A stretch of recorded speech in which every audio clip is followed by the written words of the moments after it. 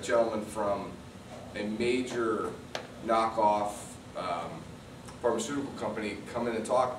They do dominate those other sales, but they rely so heavily on those other companies to make the drugs for them first that there is some sort of parity. They both need, well, the big companies don't really need the other one, but they are totally dependent on these big pharmaceutical companies to come out with these new drugs that they can then market and sell at a lower cost. So while there is going to be some disbursement into some of those other things, you're still going to have the big guys coming out with drugs, and these guys just taking them 7 years later when the patents expire and getting the revenues from those. Yep.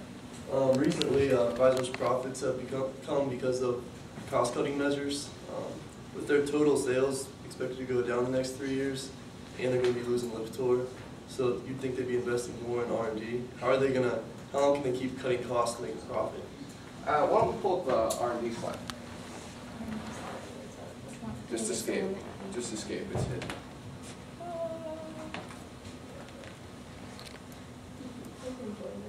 Let's go ahead and look. Oh, come on. There it is. Let's go and show this. Let's unhide it first. Unhide it first. Oh, perfect. All right. So we have Pfizer, and they were at 16% of R&D.